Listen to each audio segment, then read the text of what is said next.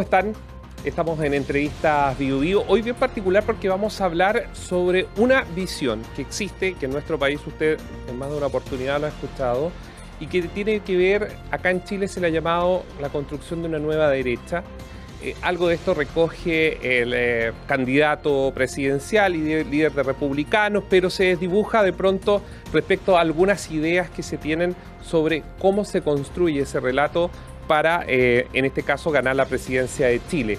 Pero es mucho más que ganar una presidencia y es lo que vamos a conversar hoy con el autor de varios libros, algunos de ellos muy reconocidos en nuestro país, se los voy a decir de inmediato antes de presentar al autor. Voy a partir por el más conocido probablemente por muchos de quienes nos están viendo, La batalla cultural, reflexiones críticas para la nueva derecha. Se ha vendido, muchos probablemente lo han leído. Y uno de los últimos libros que está generando, y lo puede ver también a través incluso de las redes sociales, en YouTube, que se llama Generación Idiota. Estamos con Agustín Laje, él es licenciado en Ciencias Políticas de la Universidad Católica de Córdoba, máster en Filosofía de la Universidad de Navarra, y ha escrito varios otros libros y está en nuestro país, viene llegando justamente desde Estados Unidos. ¿Cómo está, Agustín? Gracias por visitarnos en los estudios de Bio Bio. ¿Qué tal, Néstor? No, gracias a ustedes por la invitación. ¿Cuál es tu mirada? Antes de que entremos a los libros muy interesante, ¿cuál es tu mirada de Chile? Tú vienes de afuera, no estás metido en el bosque, por ende tienes una visión probablemente de los grandes titulares o las bajadas que puedes haber leído. ¿Cuál es tu visión de Chile? ¿Cuántos minutos tengo para responder esto? Lo más breve. Lo más breve. Bueno, Chile ha sido uno de los países que constituía para muchos países de la región un ejemplo. Era uno de los pocos países que nunca cayó dentro del socialismo del siglo XXI, junto con Perú, con Colombia y alguno que otro más. Se hablaba incluso del milagro chileno y las derechas en general miraban a Chile como un gran ejemplo, y eso dejó de ser así a partir del año 2019. ¿Te refieres al 18 de octubre? Exactamente. Ahí hay un punto de inflexión. El gobierno piñerista, a mi juicio, terminó ese día. Y bueno, ya lo demás es historia. Hoy vemos a un presidente muy joven, de izquierdas, que se ha moderado un poco, parece que la realidad política lo ha moderado un poco, y que sin embargo, si lo vemos en los rankings de los presidentes de toda la región, está entre los peores conceptuados. Es decir, por la opinión pública, está entre las imágenes más bajas de toda la región. Yo entiendo que aquí en Chile quizás los números que él mide no son tan bajos, pero si lo vemos ya desde un poquito más arriba, comparándolo con otros países, vamos a percatarnos de que no es uno de los líderes políticos más importantes ni queridos de América Latina. Y respecto a lo que ocurre con las corrientes, porque fíjate, Agustín, que en Chile... y hay una suerte de impresión, y uno la tiene cuando reportea, que termina siendo la derecha chilena particularmente media representante al final del discurso empresarial. Sí. Y no de... Porque yo cuando... Bueno, te leo, he visto también parte de tus columnas que has subido en YouTube, entrevistas, y tú tienes una reflexión que uno podrá, y muchos de los que nos están viendo, estar de acuerdo o no contigo, pero tú tienes una reflexión que va de principio a fin, abordas el feminismo, abordas un montón de conceptos que están, incluyes dentro de eso el discurso de la Agenda 2030 de la ONU, pero tienes una visión que yo no la veo, digamos, que esto es igual bancos, plata e inversión. Ok, ¿Me explico? Mira, a ver, la derecha chilena se ha movido hasta hace muy poquito tiempo con una lógica propia de la Guerra Fría. Es decir, ha sido una derecha muy quedada en el tiempo. ¿Qué se discutió en la Guerra Fría? Fundamentalmente o economía de mercado o economía estatalmente planificada. El resto, que si más autoritario, si más democrático, en realidad eso era maquillaje ideológico. El punto real de la discusión de la Guerra Fría era o mercado o Estado. Bien. Y la derecha chilena, que se representó muy bien en el mercado y en el éxito económico que se generó en Chile, pensó que con eso bastaba. Pensó que la variable para mantener a la derecha en el poder tenía que ver con, bueno, índices de consumo elevados. Números. Una ciudadanía que pudiera ir a cambiar su teléfono celular todos los años, los paseos por el shopping mall, el centro comercial. La derecha se dedicó a hacer cuentas. Y la izquierda, mientras tanto, jugó a los cuentos. Y ahí tenemos, mientras la derecha estaba haciendo sumas y restas, mostrando gráficos de barra y confiando en que el consumo generara por sí misma una ideología de derechas, la izquierda entró por el campo de la cultura, habló de historia, habló de conceptos, habló de Se sexo. aplicó a la universidad, a los colegios. Además, hegemonizó instituciones altamente culturales, como vos lo has mencionado, universidades, escuelas, el mundo de la música. Yo no me olvido, por ejemplo, aquí hay un artista que fue a recibir un premio con los pechos al aire, con unas consignas del aborto. Es decir, ha habido también en el mundo del arte en Chile una clara inclinación hacia la izquierda política cultural. Entonces, esos dos juegos que parecían ser distintos, finalmente los dos tenían un impacto electoral y terminó mostrándose que el juego en el siglo XXI es más cultural que meramente cuantitativo, económico o de gráficos de barras. ¿Y cómo se encausa? Porque yo en la presentación, y probablemente los seguidores de Kast no les gusta que uno evidencie, digamos, porque pasa mucho eso, se polariza. Sí. Tú has llegado a un Chile que todavía está muy polarizado, que tú te pones a conversar de estos temas y es blanco y negro y no grises. Sí. ¿Sientes que a lo mejor José Antonio Kast o alguien de la política chilena puede o ha logrado entender esto? Porque la verdad, y yo invito a la gente que nos está viendo, que hay un mundo de diferencia en lo que tú postulas versus el discurso chileno de cierta derecha. Sí, yo creo que el partido de Kast puede tener un poco de esto y también hay otras figuras como la de Johannes Kaiser que también ha entendido bien esto.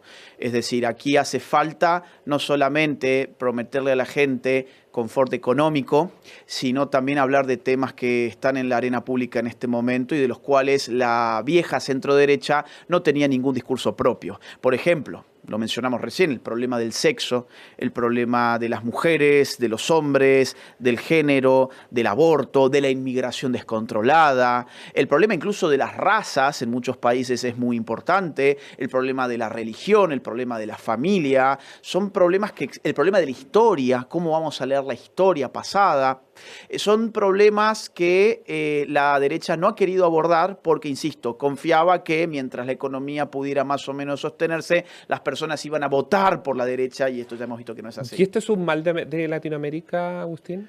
No, es un mal que también se registra en Europa. Por ejemplo, el Partido Popular Español, es casi una réplica de lo que aquí puede haber sido el piñerismo, lo que en Argentina ha sido el macrismo. ¿Y eso es buscando diferenciarse de esta derecha? O sea, tratar de llegar a este centro que ya, según la visión que tú nos estás dando, avanzó en terrenos culturales y poder ir a pelear esos terrenos culturales que... No, yo no creo que lo hagan para diferenciarse, al revés. Aparece una nueva derecha porque hay todo un conjunto de masa poblacional que ya no se ve representada en los viejos partidos que votaban antes. Es decir, ¿por qué la gente en Argentina votó por Milei y no por Patricia Bullrich, que era la candidata de Mauricio Macri? ¿Por qué ahora el PAN en México acaba de recibir una paliza electoral? ¿Por qué los candidatos del Centro Democrático en Colombia han recibido una paliza electoral que los dejó cuartos? En este país, el piñerismo, si mal no recuerdo, quedó cuarto también en las últimas elecciones. Entonces, vemos que, y incluso en el caso español, cuando el PP pensaba que iba a ganarle las elecciones del año pasado, el PSOE terminó perdiéndolas. Entonces, hay toda una masa de votantes que ya no se sienten representados con esos partidos tradicionales y aparecen en ese sentido opciones de una derecha distinta, una derecha con pantalones bien puestos, digamos así. Es decir, que se anima a hablar de temas que la otra derecha no se anima. Pero no es que la otra derecha no se anime a hablarlos porque quiere diferenciarse. ¿Es porque no lo entiende? Es porque no le entiende, no le interesa y en muchos casos le produce mucho miedo. Y se puede decir que estos planteamientos, por ejemplo, cuando hablamos de feminismo, aborto, todas estas batallas culturales respecto a lo que tú nos has dicho, en sociedades como la chilena probablemente se te catalogaría o se catalogaría esas ideas como de extrema derecha. ¿Cómo lo defiendes tú? Bueno, que hemos vivido los últimos... Tú nombrabas a Johannes Kaiser, a quien conocemos, carta presidencial, diputado, y que tiene muchas de estas ideas y muchas veces se la encasilla en ese sector. A mí me da gracia un poco cómo se ha constituido últimamente el abanico político. Fíjate que antes teníamos extrema izquierda, izquierda, centro izquierda, centro derecha, derecha y extrema derecha. Bueno, ahora ese abanico ya no existe más. Ahora existe el siguiente abanico: izquierda, centro centro derecha y extrema derecha. O sea, hemos perdido dos posiciones en el abanico político que antes sí existían. El de la extrema izquierda por un lado y el de la derecha por el otro. Yo no creo que mis opiniones sean de extrema derecha. ¿Por qué? Porque lo extremo, por ejemplo, según la filosofía política de Norberto Bobbio, que lo ha explicado muy bien, el extremo también tiene que ver con la metodología que se utiliza. Sí. En la medida en que uno acepte, por ejemplo, metodologías democráticas y pacíficas para difundir sus ideas, mal podemos decir que esas personas son extremistas. Miremos, por ejemplo, lo que pasó hace muy poquito en Francia. En Francia, la derecha, que ganó en la primera vuelta, hace muy poquitos días, el domingo pasado, se calificó en todos los medios de prensa como extrema derecha. La extrema derecha gana en Francia las elecciones. Ahora, salieron manifestantes de extrema izquierda a destrozar la ciudad, a prender fuegos automóviles, a destruir los comercios de las ciudades, y esos manifestantes no fueron calificados como extrema izquierda, a pesar de que utilizaban la violencia como metodología política, sino que fueron calificados o bien como izquierdistas o bien como personas preocupadas por el futuro de la democracia francesa. Entonces, tú lo que no quieres decir, hay una batalla cultural que esa derecha que tú representas en estas ideas que se plasma, que perdió y que va a tener que conquistar. Y por empezar... Porque se instala, digamos, como una verdad cierta ese relato. Sí, y no solamente ese relato, sino que además la derecha tiene que empezar por tratar de recuperar su autoestima. La derecha ni siquiera quiere su propio apellido de familia. Derecha e izquierda son apellidos de familias. Como las familias que tienen muchos miembros particulares, las familias político-ideológicas tienen muchas doctrinas particulares también. Por ejemplo, hay derechas más conservadoras, derechas más libertarias, derechas más nacionalistas, más soberanistas. En sociedades como la chilena, Agustín, probablemente para quienes nos están viendo y escuchando, choca un poco, y esto antes de irnos a la pausa, choca un poco por las dictaduras que tuvimos en Latinoamérica. Y eso también es una realidad cuando tú tienes procesos judiciales que demostraron hechos de violaciones de derechos humanos puntualmente más allá de lo que haya gatillado, y que eso yo creo que es otro debate, haya gatillado llegar a ese momento. ¿Cómo responderías a eso? Porque muchas veces la derecha o algunos sectores de derecha lo que uno ve es que arrancan justamente de esto, que los puede atrapar en un discurso. Es un problema de batalla cultural. Si no se ha dedicado a revisar la historia, a dar una interpretación de la historia, es evidente que la historia te vuelve como un boomerang. Ahora, no hablemos de historia, hablemos de hoy. La dictadura más longeva de la historia de nuestro continente no es de derechas, es de izquierdas. Me estoy refiriendo a la isla de Cuba. O, ni hablar la dictadura de Nicolás Maduro y del chavismo. Entonces, y si queremos hablar de historia pasada, de la historia, digamos, valga la redundancia, bueno, también tenemos que ver los extremismos criminales de las izquierdas que asesinaron también personas, secuestraron también personas, pusieron sus bombas, pero claro, la izquierda ha mantenido su apellido de familia en lo alto. ¿Por qué? Porque ha tratado de destacar sus supuestas virtudes que consistirían en sus amorosas finalidades, redistribuir la riqueza, la justicia social, que es el bien común, el bien común, mientras la derecha se quedó atrapada en una praxis política meramente económica que pensó que nada de esto le iba a afectar. Y hoy tenés una realidad muy curiosa, que es que las personas derechas dicen, no existen más las derechas y las izquierdas. Y las personas de izquierdas dicen, no, yo soy de izquierdas, ¿cuál es el problema? Entonces, eso es una simetría de la identidad política tremenda. Lo que tú dices me río, porque lo que tú dices es lo clásico de que se habla en las épocas de elecciones, que el que no dice por quién va a votar es porque entonces va a votar por alguien de derecha, pero no se atreve a decirlo públicamente y por ende dice que todavía está como meditando o que no sabe. Nos hemos cansado de hablar del closet de la sexualidad y del género. Yo creo que hay que empezar a hablar del closet de la política. Hay muchos metidos en el closet. Vamos a ir a una pausa, Agustín, para quienes nos están viendo. Al regreso vamos a estar hablando del libro, de por qué está en Chile y también algunas preguntas, definiciones cortitas que me gustaría hacerle para que usted tenga idea. Lo ideal o que es lo que nosotros siempre recomendamos en Bio Bio, esto es para tener un mayor bagaje respecto a quienes piensan y entregan sus ideas sobre puntos determinados para que usted también sepa qué es lo que se está conversando. Vamos y volvemos.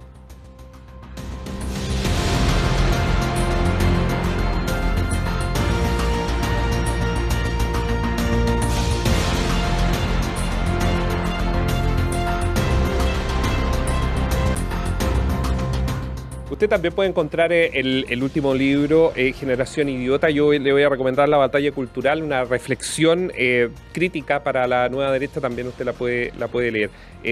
Miguel Enrique, revolucionario, de izquierda, decía siempre hay que leer e informarse quién piensa el adversario. Yo creo que eso es siempre, y esto corre para cualquier lógica política, saber qué es lo que se piensa. Muchas veces, Agustín, nos quedamos atrapados en lo que nosotros creemos, y esta sociedad que le va dando lo que uno quiere no logra ampliar la visión o poder entender qué es lo que realmente quiere o tiene como idea el que está al frente. Lo pongo también como una reflexión de entrada a este segundo bloque. No, y adhiero al 100%. Si uno revisa la bibliografía de mis libros, el 80% son libros de izquierdas. A mí me encanta leer a la izquierda.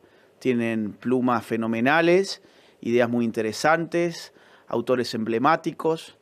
Mi tesis en filosofía, por ejemplo, es Foucault. O sea, digamos, Sí. una izquierda pesada. Mi doctorado en filosofía, que estoy haciendo en este momento, es sobre la Revolución Francesa y los autores revolucionarios sobre todo. Entonces, para mí es muy importante lo que has dicho. Hay que leer porque además leyendo se configura de otra manera la cognición humana. Yo entiendo que TikTok es mucho más nuevo que la máquina de Gutenberg, pero la máquina de Gutenberg es mucho mejor para aprender a Para pensar. aprender a pensar. Agustín, respecto a estas definiciones, primero, ¿por qué vienes a Chile? Bueno, hace algún tiempo ya que no estaba por Chile y los amigos de aquí me han invitado a Expo Family, que es un festival de la familia con muchos expositores de muchos lugares. Viene gente de España, Esto es de este Perú. sábado. Es exactamente este sábado.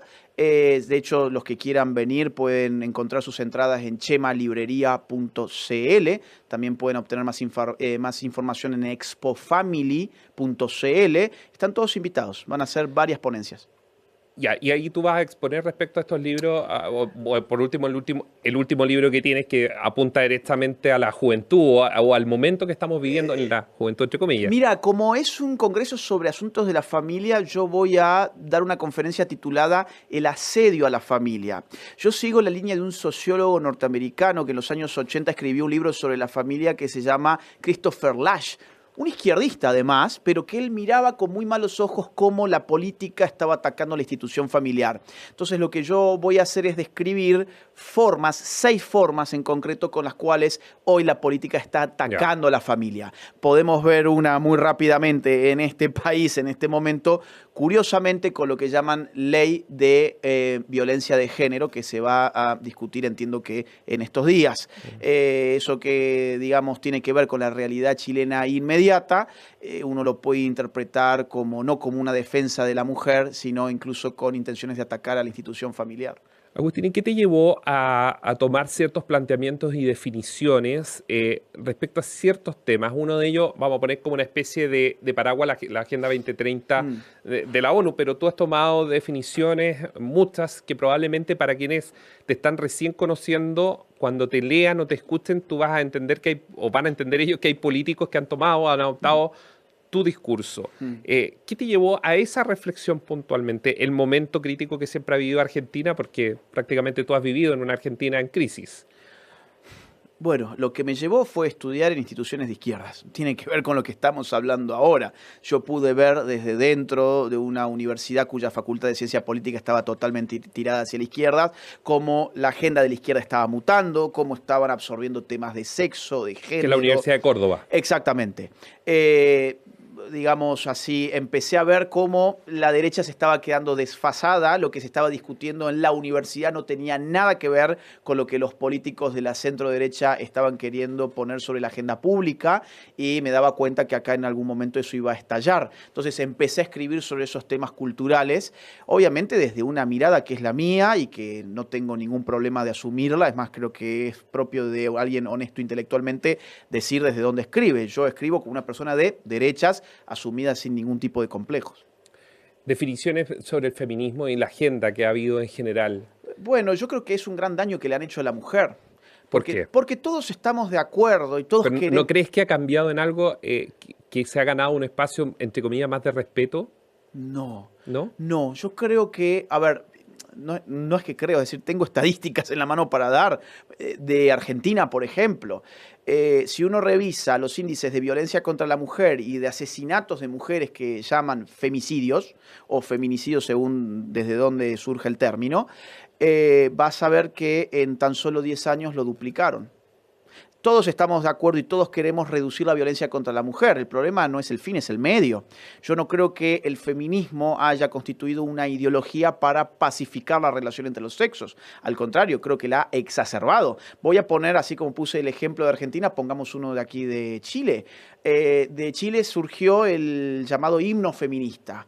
Ese que decía el violador eres tú. Las Y tesis, que, sí. exactamente. Y que además tenía toda una coreografía que se expandió por todas partes. ¿En qué consistía la parte simbólica de este acting público?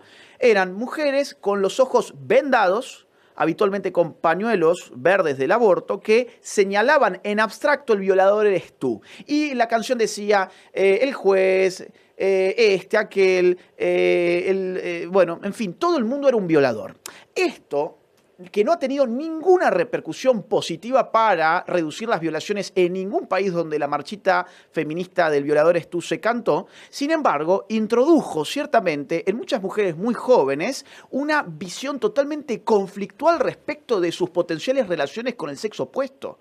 Y esto también introdujo una serie de autodefiniciones totalmente sesgadas para los chicos, para los más chicos, donde la cultura le empezó a presentar su sexualidad como una cosa maldita. Esto que lo vemos en una canción en España, donde yo vivo parte del año, por ejemplo, llegó a las universidades en la forma de cátedras, por ejemplo, en la Universidad de Santander hace algunos años, poquito, donde una psiquiatra afirmaba que todos los hombres somos violadores en potencia. Discúlpeme, las estadísticas de nuestras sociedades no dicen eso ni por cerca. Es más, lo que dicen las estadísticas son que el 99,99% de los hombres de nuestras sociedades no ha violado nunca a nadie y ni siquiera va a violar a nadie, pero nos han hecho asumir culpas que no eran nuestras por lo que teníamos entre las piernas y con ello no han generado para la mujer un lugar más seguro. Vamos a poner otro caso muy notable, México. En México, donde el feminismo ha sido cada vez no solamente más fuerte, más financiado, sino también más violento, la violencia contra la mujer a su vez también ha subido.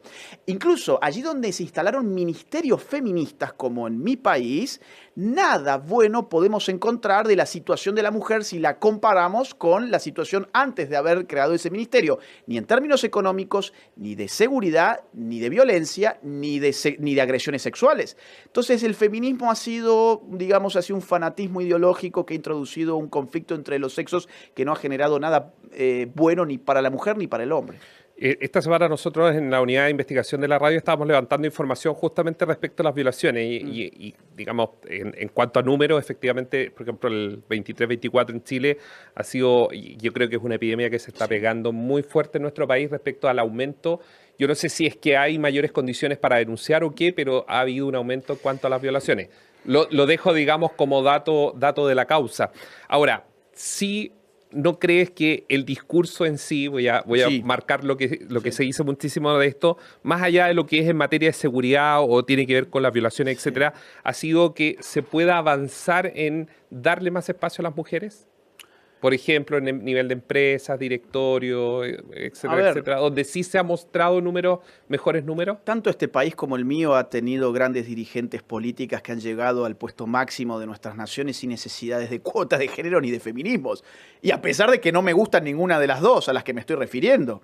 Michelle Bachelet y Cristina Fernández. También Brasil, sí. O sea, digamos, yo relativizaría. Es cierto que han bajado, pero no por obra del discurso, No ha bajado por obra del discurso una mayor apertura a puestos dirigenciales. Ha bajado por agendas coercitivas, o por leyes de cuotas, o por las presiones de lo que hoy se llama criterios ESG, que te habilitan o te deshabilitan para obtener financiamiento internacional en una empresa. Necesitas mostrar diversidad, inclusión y equidad, por ejemplo. Sí. Entonces no es que tanto el discurso. Eso viene de la pregunta que te voy a hacer ahora, que tiene que ver con agendas internacionales. Sí. ¿Tú crees que es una especie de yugo leía y también he visto que hay muchas críticas, por ejemplo, de lo que ha hecho la Internacional Socialista con las Naciones Unidas? Antonio Guterres viene de la Internacional Socialista y han pasado Michelle Bachelet y muchos puestos importantes que vienen de la Internacional Socialista. ¿Tú crees que ha habido ahí tan estratégicamente algo para crear este paraguas que obliga a Occidente a seguir estas recomendaciones, porque finalmente quienes siguen es Occidente, quienes Sí, siguen esas total, recomendaciones. total. Entonces, ¿qué ha obligado a llevar a Occidente a esto? Bueno, está ¿Lo crees así? obligándolo, sí. Yo creo lo siguiente, Naciones Unidas nació en el año 45 del siglo pasado con un objetivo bastante limitado, en realidad, que era defender la paz, asegurar la paz en el mundo, vamos, entablar un diálogo global donde la paz pudiera ser asegurada. Bueno, con el correr de los años la realidad es que cada vez empezó a adoptar más órganos especializados, más agendas, más fondos, más proyectos, y empezó a expandirse como si fuese un Estado, ya no un Estado nacional, sino un Estado global, antidemocrático, antirrepublicano, que no representa absolutamente a nadie, totalmente opaco, y de ese órgano, por ejemplo, ha surgido en el año 2015 algo llamado Agenda 2030. ¿Quiénes escribieron la Agenda 2030?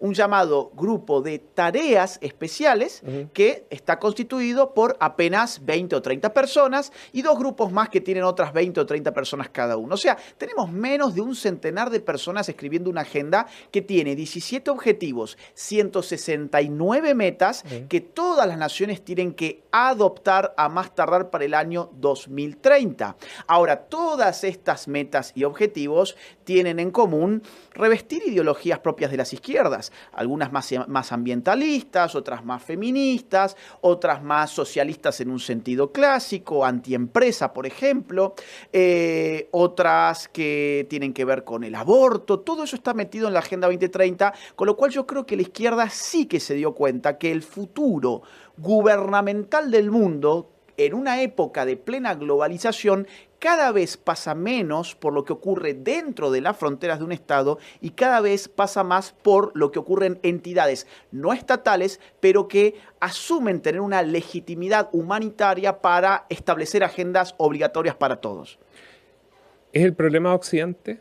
Sí, claro, porque no hay democracia. Es decir, yo creo verdaderamente en la democracia y creo que Occidente políticamente se debe a la democracia, entendida no como el gobierno dictatorial de las minorías, sino como el gobierno que sigue agendas mayoritarias respetando los derechos de las minorías. Claro, porque el día de mañana pueden ser mayorías también. Ahora bien, el modelo de gobernanza global que surge de estas entidades internacionales no es democrática, nunca te van a consultar absolutamente nada, van a hablar en tu nombre, pero no te van a pedir tu opinión y van a querer que vos cumplas eso en el nombre de una abstracción llamada la humanidad. Es muy curioso porque además presentan una antropología, es decir, una visión del hombre en la Agenda 2030 y los documentos preparatorios de la Agenda 2030, que son del año 2013, 2014 y 2015, en el cual se nos presenta a un sujeto que no tiene familia. La Agenda 2030 no habla en ningún momento de la necesidad, por ejemplo, de fortalecer la familia, y vaya que esto es importante. No habla en ningún momento de Dios, es decir, vamos, muchos hombres tienen un Dios, muchos hombres tienen una fe, podemos compartirlo o no, pero que es un dato antropológico importante para definir una agenda, ciertamente lo es. Y nunca hablan de patria ni de naciones, hablan solamente de una abstracción llamada la humanidad, que ellos, este grupito de menos de 100 personas, puede interpretar y puede establecer una agenda en nombre de ellos. Decime si esto no es un desquicio antidemocrático que no representa lo mejor de Occidente en términos políticos. ¿Y qué va a pasar? Mira, hay una reacción. ¿Qué debería pasar? No, yo creo que ya está pasando. Hay una reacción. Afortunadamente hay una reacción en contra de esto. De hecho, estos organismos ya lo han notado en sus informes públicos. Los informes del año pasado de la Agenda 2030 ya notan lo que ellos llaman la expansión de la extrema derecha, que era lo que hablábamos recién.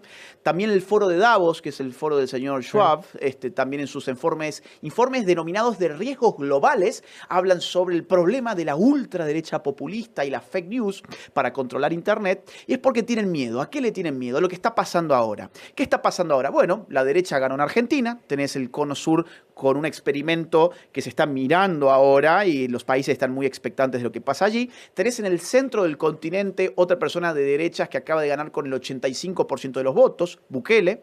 Y tenés en el norte la posibilidad del retorno de la peor pesadilla de los globalistas, que es Donald Trump. Mientras tanto, cruzás el charco y te vas a Europa y tenés unas elecciones parlamentarias de hace muy pocas semanas donde arrasó la derecha alternativa o la nueva derecha en las urnas.